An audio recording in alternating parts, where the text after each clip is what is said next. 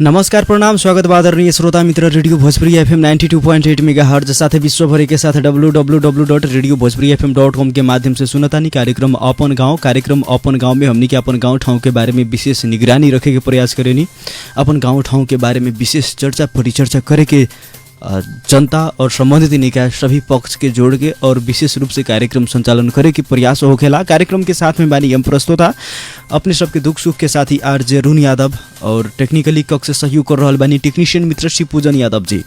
आदरणीय श्रोता मित्र कार्यक्रम में बहुत बहुत स्वागत बा अपने सबके और दोनों हाथ के 10 उंगली जोड़ के नमस्कार बाटे सभी श्रोता महानुभाव लोग में। वीरगंज हमनी के वीरगंज से प्रसारित हो रहल बानी हमनी के स्टूडियो वीरगंज टाउन हॉल के पास बाटे और वीरगंज में आज जौन प्रहरी द्वारा जौन आदेश दिहल गइल रहे आज से सभी मार्केट यानी कि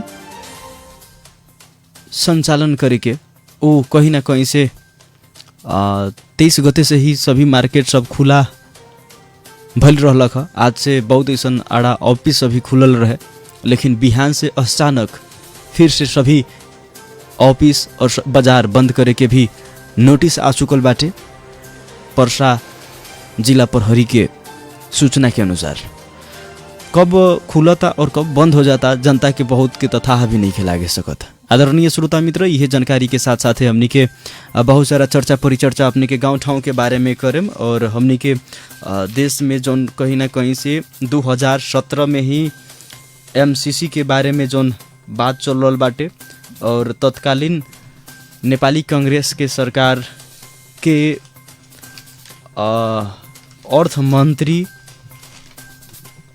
अर्थ मंत्री ज्ञानेन्द्र कार्की जी उस समझौता में सिग्नेचर भी कर चुकल बानी। जौन एग्रीमेंट 77-78 पेज के रहल बाटे एमसीसी मिलेनियम चैलेंज कह के जौन नेपाल में लागू करे के चर्चा परिचर्चा चल रहल बाटे। जनता जाने के चाहेनी कि ई एमसीसी का हुए एमसीसी लागला के बाद में नेपाल में का होखी और का ना होखी, हमनी नेपाली के का वास्ता होखी, हमनी के फायदा का होखी, हमनी के घाटा का होखी। आखिर एमसीसी काहे के अमेरिका सरकार ने नेपाल में लागू करे के चाहत बानी एकरा बारे में जाने के खातिर जनता जगह जगह पर चर्चा परिचर्चा कर रहल बानी। हरेक गांव में ये चीज़ के चर्चा परिचर्चा हो रहल बाटे। एमसीसी मिलेनियम चैलेंज काथी हुए कह के एकरा बारे में हमनी के भी आज बहुत कुछ जाने के प्रयास कैनी है और अपने सबके काल के दिन में जानकारी भी करे ले रहनी कि हम अपने सबके एकरा बारे में जानकारी बाटे कुछ और अधिक जानकारी लेहला के हिसाब से रउआ लोगन के जानकारी कराएम।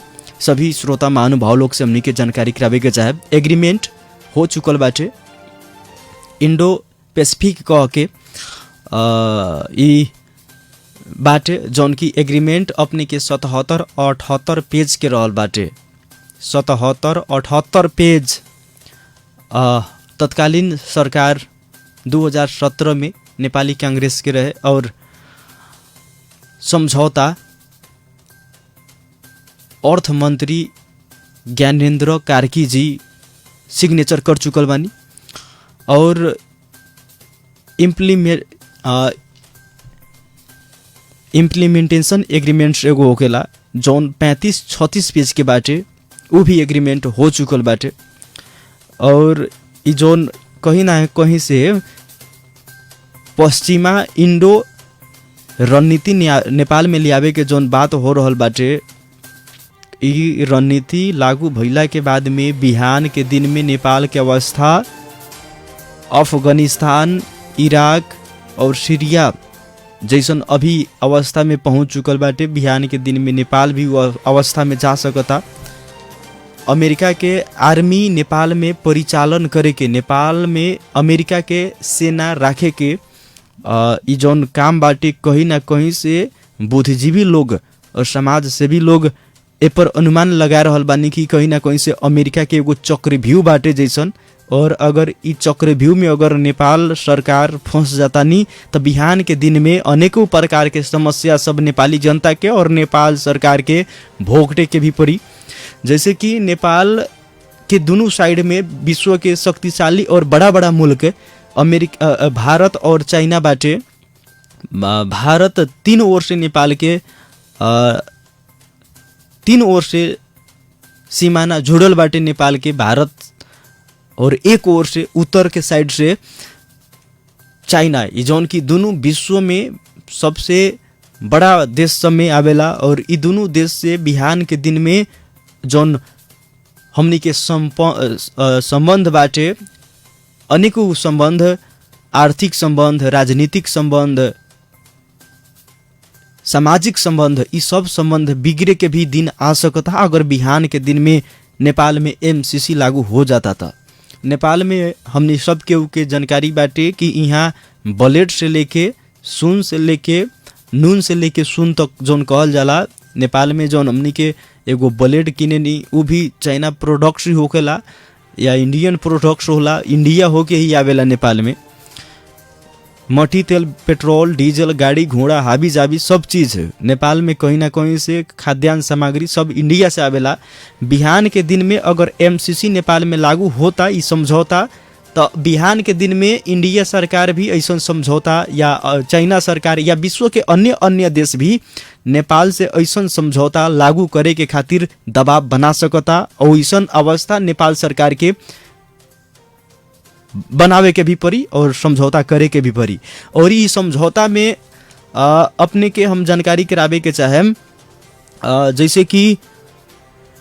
जैसे कि नेपाल अभी तक एगो इंडिपेंडेंट कंट्री के रूप में रहलक। इंडिपेंडेंट यानी कि कोनो देश पर निर्भर ना, आत्मनिर्भर कंट्री, कहीं ना कहीं से आत्मनिर्भर कंट्री। और अगर एमसीसी लागू हो जाता तो नेपाल के अमेरिका के ऊपर डिपेंड होके के पड़ी। ये चीज़ भी ई जोन धारा सब बाटे एमसीसी एग्रीमेंट्स में, उस सब चीज़ के यहाँ पर खोल के लिखल गई बाटे। उस सब कुछ धारा हम अपने के बतावे के चाहता नहीं, मुख्य धारा के ऊपर हमनी के चर्चा करेम। ऐसे तो 77-78 पेज के बाटे। तो ई लागू भइला के बाद में नेपाल अभी सीरिया जौन देश के अवस्था बाटे, इराक के जौन अवस्था बाटे, अफगानिस्तान के जौन अवस्था बाटे, ऐसन अवस्था नेपाल के भी हो सकता। नेपाल भी सीरिया के जैसन बन सकता। आत्मनिर्णय के अधिकार जौन होखेला वो गुम सकता। बिहान के दिन में आत्मनिर्णय के अधिकार भी हनन हो सकता नेपाल सरकार के। जौन चीज देखल जा रहल बाटे। और वैसा ही अपने सब के हम समझौता के धारा नंबर 7 के दफा 7 के 1 में जौन चीज खोल के लिखल गई बाटे उ चीज हम अपने के बतावे के चाहेम। समझौता के धारा 7 के उ दफा 7(1) में प्रस्तुत समझौता लागू भय पश्चात प्रस्तुत समझौता र नेपाल को राष्ट्रीय कानून बाज्यमा प्रस्तुत समझौता लागू हुने छ। ई खोल के लिखल बाटे। ई जौन समझौता भइल बाटे एमसीसी के रूप में नेपाल और अमेरिका सरकार के बीच में, एमसीसी के अगर बिहान के दिन में अगर ई जौन समझौता बाटे प्रस्तुत समझौता लागू भइला के बाद में प्रस्तुत समझौता और नेपाल के राष्ट्रीय कानून अगर बाझता मतलब एक दूसरा के क्रॉस करता तो प्रस्तुत समझौता ही लागू होगी, जौन की एक तरफा अमेरिका सरकार के रहल बाटे। और एमे 50 करोड़ अमेरिकी डॉलर और नेपाल सरकार के 13 करोड़ अमेरिकी डॉलर, 13-14 करोड़ नेपाल सरकार के 13-14 करोड़ अमेरिकी डॉलर साझा भी बाटे। और तब जाके ई एमसीसी एग्रीमेंट पर सिग्नेचर भइल बाटे। आदरणीय श्रोता मित्र, वैसा ही हम अपने सबके कुछ और धारा के बारे में जानकारी करा दी। महत्वपूर्ण धारा जौन की अमेरिका सरकार के इकलौटी शासन ऐसा चल सकता बिहान के दिन में। धारा 3 के दफा 3 में, धारा 3 के दफा 3 में ई खोल के लिखल गई बाटे, अमेरिकी कंपनी ले अमेरिका को लेखा परीक्षण गर्न पाउने, तर नेपालको 13-14 अर्ब रुपियाँ लगानी हुने भए पनि यसमा नेपाल सरकारको महालेखा परीक्षणमा बोल्न समेत नपाउने, ऐसन कह के ओकर मतलब निष्कर्ष आ रहल बाटे। यानी कि ई जोन समझौता भइल बाटे एमसीसी में नेपाल और अमेरिका सरकार के बीच में, ओमे नेपाल के भी लगानी करे के पड़ल बाटे और नेपाल के 13-14 करोड़ अमेरिकी डॉलर जितना लगानी करे के पड़ल बाटे। और अमेरिका के हम पहले भी जानकारी करनी है कि अमेरिका के एमे लगानी अमेरिका के भी बाटे 50 करोड़ अमेरिकी डॉलर। और लेखा परीक्षण बिहान के दिन में सिर्फ अमेरिका के ही लेखा परीक्षक लोग कर सकता, नहीं नेपाल के महालेखा परीक्षक लोग नहीं कर सकत। ओकरा बाद में अगर ई लागू हो जाता, अरू देशले पनि भोलिको दिनमा यस्तै सम्झौता गर्न दबाब दिन सक्छ। पहिले भी कहनी है अमेरिका और माफ करें भारत और नेपाल के बीच में जौन संबंध बाटे, हरेक प्रकार के संबंध, सामाजिक संबंध, आर्थिक संबंध और सभी प्रकार के संबंध जुड़ल बाटे। बेटी रोटी के भी संबंध कहल जाला। तो कहीं ना कहीं से ऐसन समझौता के दबाव अन्य अन्य मुल्क भी नेपाल के साथ करे के खातिर दबाव दे सकता। वैसा ही धारा 5 के क और ख में भी लिखल बाटे। इस समझौता के धारा 5 के क ख में अपने सब कृपया करी फोन मत करी, ऑनलाइन के माध्यम से फेसबुक के माध्यम से कार्यक्रम सुनतानी तो फोन मत करी, कृपया करी अपने लोग फोन मत करी। मोबाइल पर फोन करें जब हमनी के नंबर खुला करें तब। धारा 5 के क और ख में अमेरिकी सरकारले चाहेमा सम्झौतालाई नेपाल सरकारलाई लिखित पूर्व सूचना दिई जुनसुकै बेला पनि भंग गर्न सक्ने, तर नेपाल सरकारले गर्न नसकिने, यी चीज के अपने बुझे के प्रयास करम। जबकि हाम्रो पनि 13-14 अर्ब लगानी छ यसमा, तर नेपाल सरकारले केही पनि गर्न नसक्ने। आदरणीय श्रोता मित्र, अमेरिका सरकार जब भी एमसीसी के भंग कर सकतानी, खारिज कर सकतानी, अगर चाहत बानी तब नेपाल सरकार के लिखित पूर्व सूचना देके जब को वो भी भंग कर सकतानी। यानी कि एकलौटी जोन शासन होखेला उस शासन एकलौटी पावर इस समझौता में देखल गइल बाटे। और ई धारा 5 के क ख में लिखल गइल बाटे। कहीं ना कहीं से नेपाल के खातिर ई एगो बहुत ही आवे वाला दिन में घातक साबित हो सकता। और ई जुलाई से ही 2020 के जुलाई से ही लागू करे के बात चल रहा बाटे। नेपाल और अमेरिका के कानून बजला में अमेरिकी कानून लागू होने, ई चीज भी वो में लिखल बाटे। इस समझौता में नेपाल र अमेरिका को कानून बाजिए में यानी कि दोनों एक जैसन झंझट हो जाता तो अमेरिका को कानून लागू होने। आदरणीय श्रोता मित्र, कुछ ऐसन बूंदा सब ऐसन धारा सब के व्यवस्था बाटे, ऐसन दफा के समझौता में एग्रीमेंट में खोलल गइल बाटे जौन की नेपाल के खातिर बिहान के दिन में हम पहले भी बतनी है कि दक्षिण एशियाली राष्ट्र में पहला मुल्क नेपाल बाटे जौन एमसीसी के लागू करे के खातिर आगे कदम बढ़ा चुकल बा। अमेरिका ई एमसीसी के लागू करे के बाद अपने के श्रीलंका में भी चल रहा बाटे, लेकिन श्रीलंका अभी बहुत पासे बाटे। अभी कहीं ना कहीं से आगे बढ़े के बारे में अभी तक श्रीलंका सरकार नहीं की कोनो प्रकार के रेस्पॉन्स देखैले। लेकिन नेपाल सरकार आज से 3 वर्ष पहले ही ए पर हस्तांतरण तक भी कर चुकल बानी। आदरणीय श्रोता मित्र, ऐसे तो ई बहुत बड़ा बाटे माफ करें 77-78 पेज के ई समझौता भइल बाटे।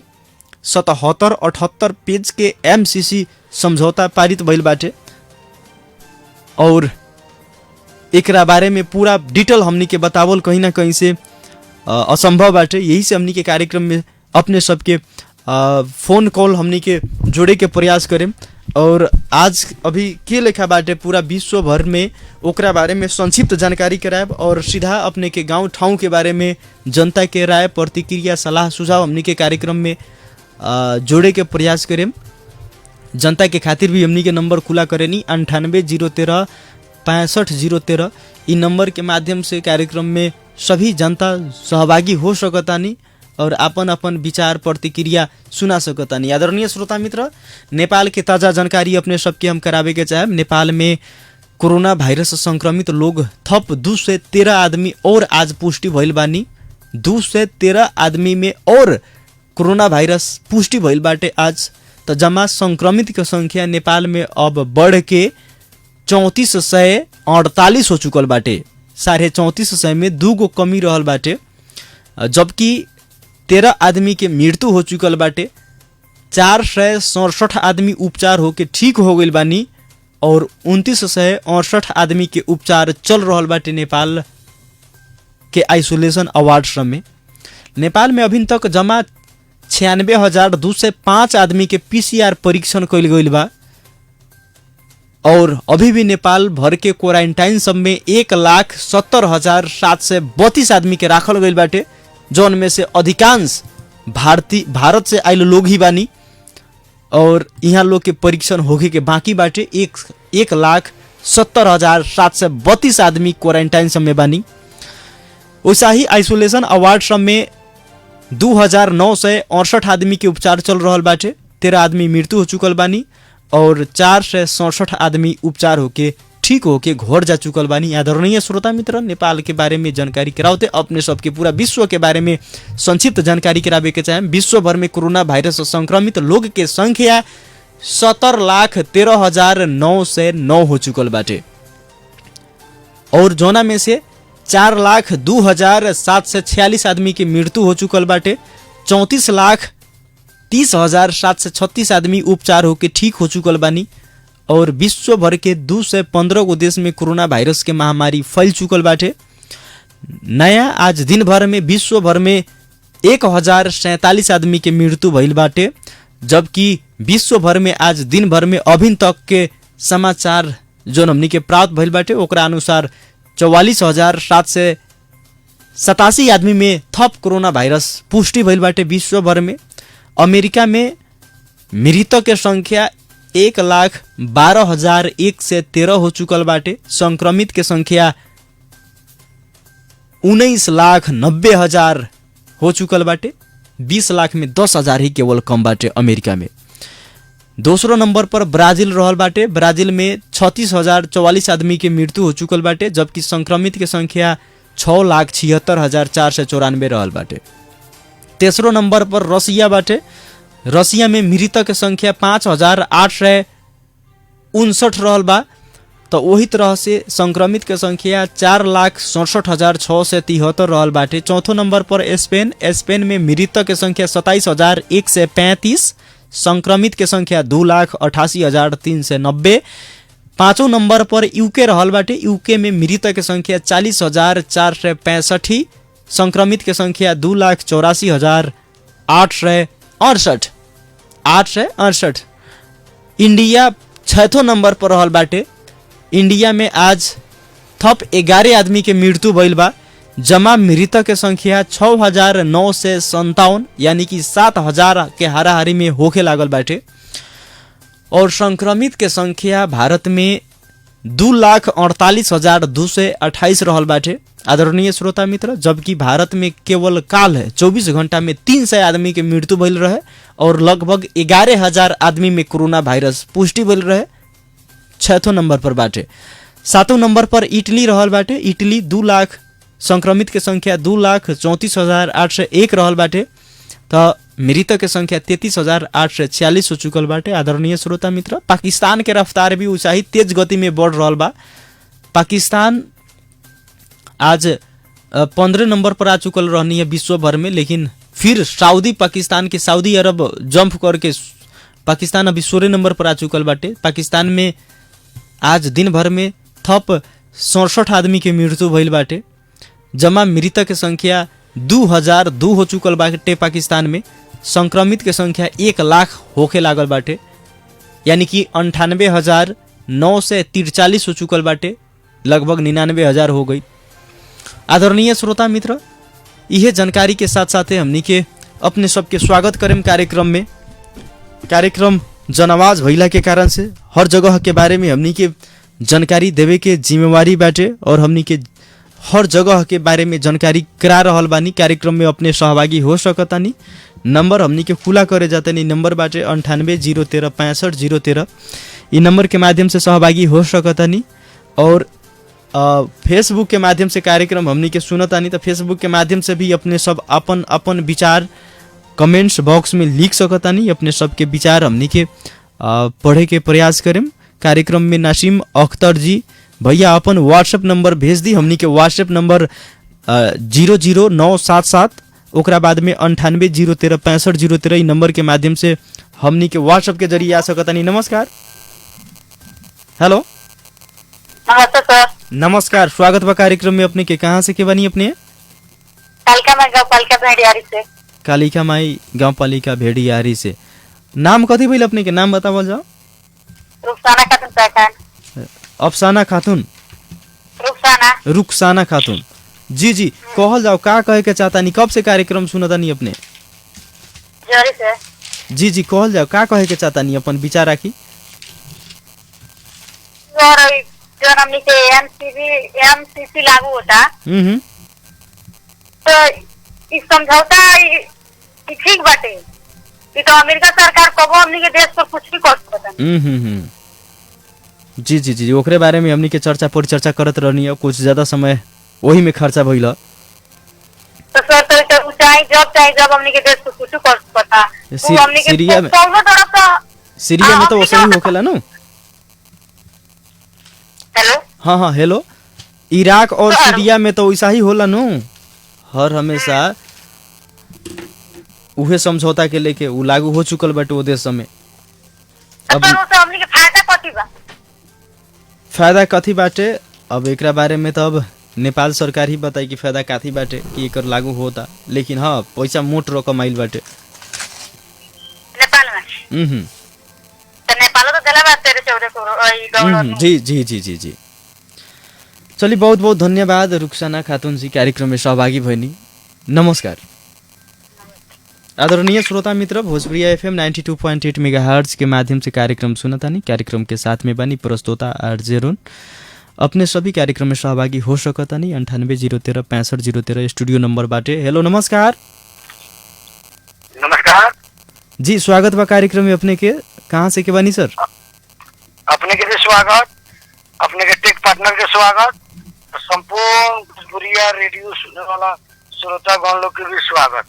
नाम हमार ताराचंद पंडित, सिपौर माई गाँव पालिका, वार्ड नंबर 5। ताराचंद पंडित जी, कहल जाओ का कहे के चाहतानी? कब से कार्यक्रम सुनतानी ताराचंद जी अपने? सूर्य से सर। कहल जाओ।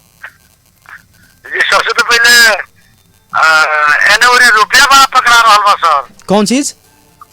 रुपया जौन बाटे, रुपया बड़ा लोग के घर में खाए के नहीं के। कबो 22,48,000 पकड़ाता, कबो 10 लाख पकड़ाता, कबो कपड़ा के बोरा में 12 लाख पकड़ाता, काजू 1.5 लाख पकड़ाइल। सर रुपया बड़ा पकड़ा रहल बा, गरीब के घर में खाए के नहीं के। शुरू में अपने एमसीसी के बारे में कहलिए, बड़ा ही अच्छा लागल कि के तरह उससे प्रभावित नेपाल और नेपालवासी हो रहल बा, सब समझा के रुआ बतैनी है। शासक गण थोड़ा सा सिक्का के लालच में अपने देश और अपना जनता के तरह डुबा रहल बानी, के तरह गुलाम बना रहल बानी, जनता के नीचे दिखा रहल बानी और शासन करवावे के उपाय लगवा रहल बानी। ये बहुत समझनी है। तो सर एगो हम कविता सुनाओ के चाहतानी। अब का करो आम जनता, अब का करो आम जनता, भूखमरी नेपाल में छा गइल बा। लॉकडाउन के खुखलो भइला से कोरोना नेपाल में बढ़िया गइल बा। कितनो चिराता मधेसी नेता, लेकिन पहाड़िया पार्टी बहिरा गइल बा। आ सबसे कम 2 नंबर प्रदेश के बजट देके चुपचाप अथिरा गइल बा। उत्तर से चाइना, दक्षिण से भारत, उत्तर से चाइना, दक्षिण से भारत, नेपाली भूमि हापत था। ये कोरोना के हल्ला में एमसीसी पास करता। उत्तर से चाइना, दक्षिण से भारत, नेपाली भूमि के हापता।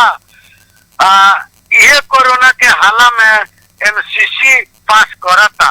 अमेरिकन सेना से डर के हिमाल पहाड़ के बचावता। अब मधेसी के दबावे खातिर मधेश में अमेरिकी सेना पठावता। का करो मधेसी जनता? मधेसिया नेता गड़बड़ा गइल बा। लॉकडाउन भइला से गरीब और गरीबा गइल बा। हम सरकार बा जौन जनता के खून चूसता, जनता के घर में छुड़ले बा और ऊपर से कर वसूलता। नीति नहीं के नेता लोग के। अब जनता के घर लूटता, अपना घर भरे खातिर जनता के मूड़ी कूटता। का करो अब आम जनता कमाइलो गइल छीना गइल बा। का करो मजबूर जनता कहीं कमाइलो गइल छीना गइल बा। और लॉकडाउन के वजह से भारतों में गइल भुला गइल बा। गांव-गांव के जनप्रतिनिधि, गांव-गांव के जनप्रतिनिधि माँ के खूब धनिका गइल। गरीब मजदूर भूख के मारे खैला बिनु दुबरा गइल। गांव-गांव के जनप्रतिनिधि कमा के खूब धनिका गइल।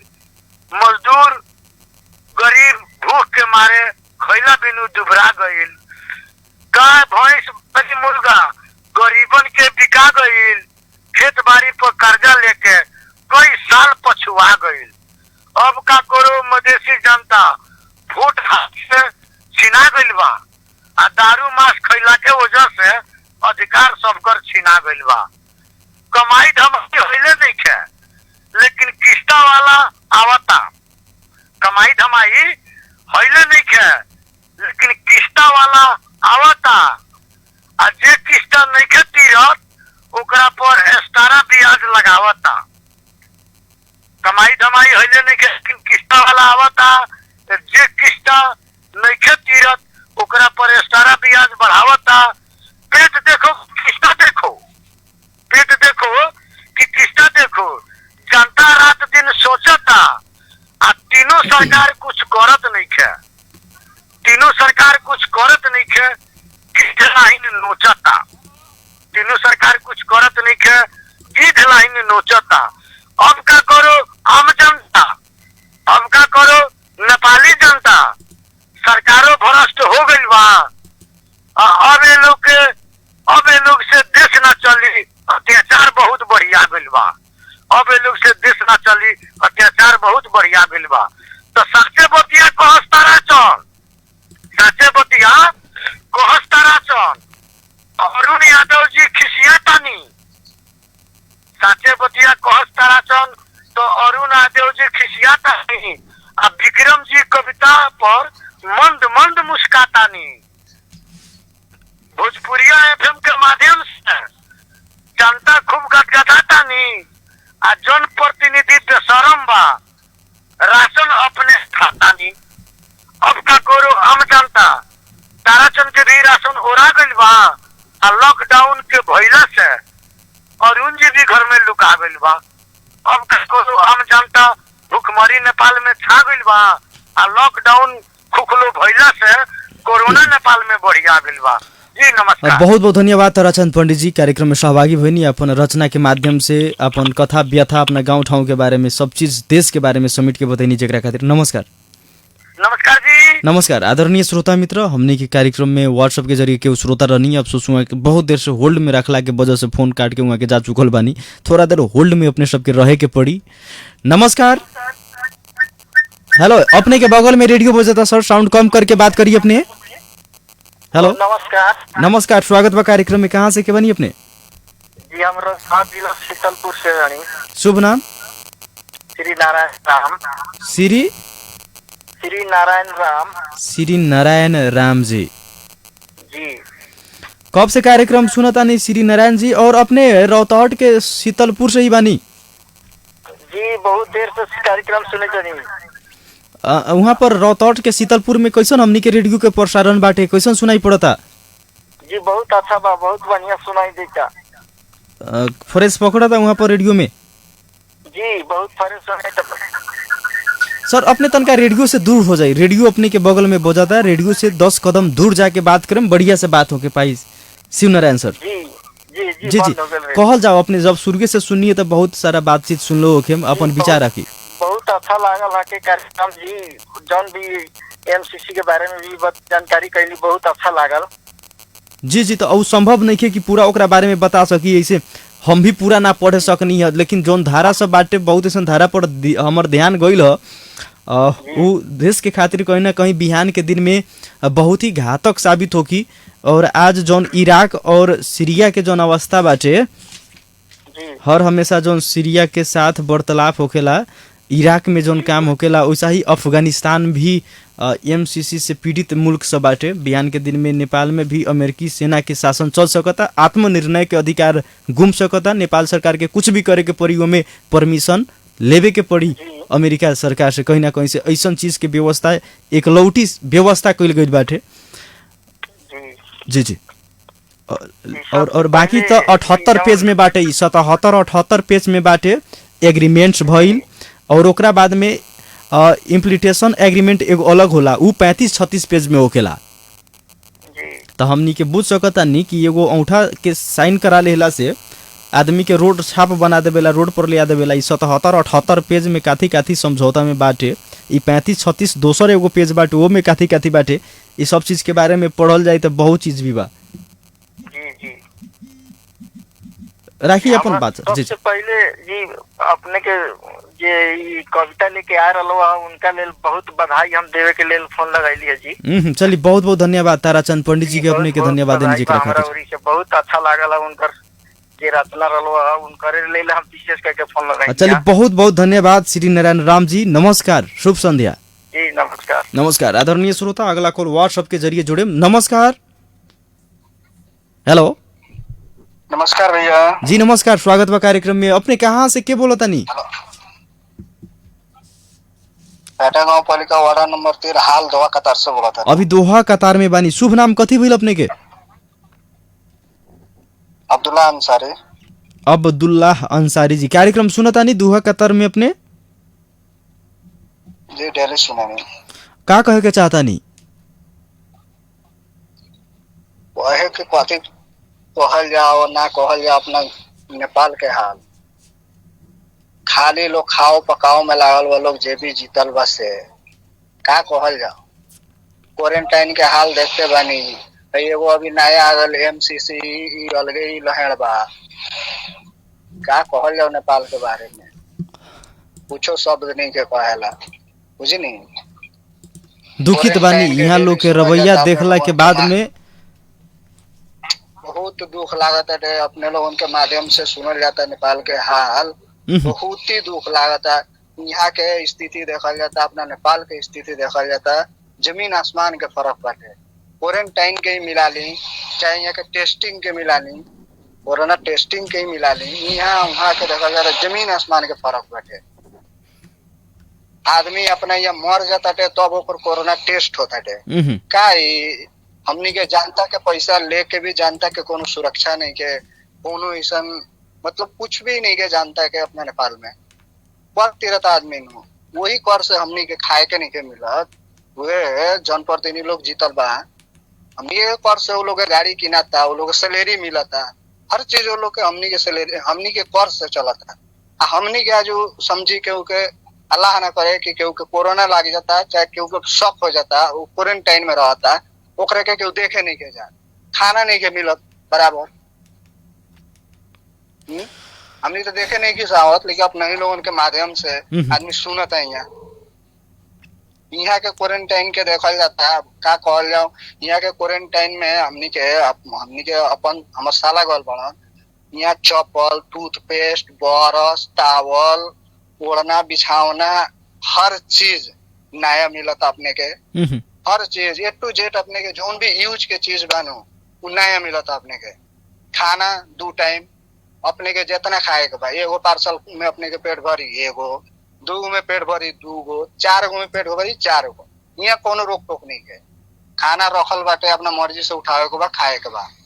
2 गो फ्रूट, 2 गो सेव, 2 गो एप्पल, हर चीज 2 गो बाटे। चलिए सर, अपने सऊदी के बारे में अपने यहाँ के क्वारंटाइन देखल जाता है।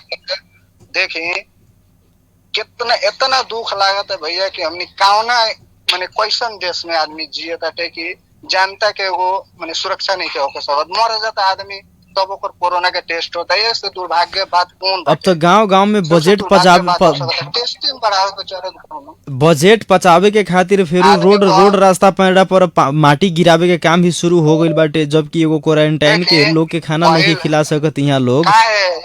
माटी काहे गिरता है? ये साड़ बाटे बजट में पचावे को बानू, बजट पची के चलिए सर, बहुत बहुत धन्यवाद कार्यक्रम में सहभागी भइनी, जेकरा खातिर अपने दोहा कत्तर से होके अपने के माध्यम से हम कहतनी कि जन प्रतिनिधि लोग सोरा देखो, जनता के भी देखो, अपन भी देखो, अपन भी सुरक्षा करो, जनता के भी सुरक्षा करो, सबके यही में भलाई बा। ऐसा अल्लाह ताला ऐसा कहर दलमान अल्लाह ताला ऐसे बचावस, हर आदमी के बचावस।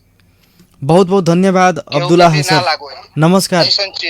नमस्कार नमस्कार नमस्कार भैया। नमस्कार आदरणीय श्रोता मित्र, भोजपुरी FM 92.8 मेगाहर्ट्ज के माध्यम से कार्यक्रम सुनता नहीं। कार्यक्रम में लास्ट कॉलर से हमनी के बात करम और फाइनली विदा भी मांगेम। हेलो नमस्कार। हेलो हेलो नमस्कार। नमस्कार नमस्कार, स्वागत बा कार्यक्रम में। कहाँ से के बनी अपने? हम बिंदवासिनी गांव पालिका बोहरो भाटा से बनी। शुभ नाम? प्रमोद ठाकुर लोहार। प्रमोद ठाकुर लोहार जी, कहल जाओ का कह के चाहता नहीं? कब से कार्यक्रम सुनता नहीं प्रमोद जी? हरदम तो कार्यक्रम शुरू करनी सामने के, लेकिन अब 1 घंटा से सुनता नहीं। अजी जी कहल जाओ। देखी ना कहे को मतलब आज हम तनी मोही जगह संबंधी वो तनी दुखित बा हमरा उहे बात कहत नहीं है नु। कहे को मतलब आज हमार जगह धनी इंडिया के बासारे पेपर आ रहा नु। अब जगह धनी 2025 साल में मर गइल बा नु। एक मिनट ई मोही वाला बात बाटे, एकरा बारे में ऑफ ईयर में अपने बात करम कैसन? बाद में फोन करेम रेडियो पर ही बात ना करी, अपने ऑफ ईयर में, यानी कि हमने की कार्यक्रम सूझ जाता था यही नंबर पर फोन करी अपने, हम अपने से बतिया। नमस्कार आदरणीय श्रोता, प्रमोद ठाकुर लोहार जी रहनी है सऊदी से केहू श्रोता बानी। नमस्कार।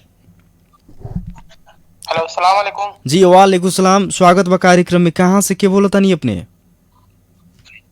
हम सऊदी से इंताज बोलता नहीं। हेलो इंताज जी, कहाँ के रहे वाला बानी अपने? हम कलिया 11 से।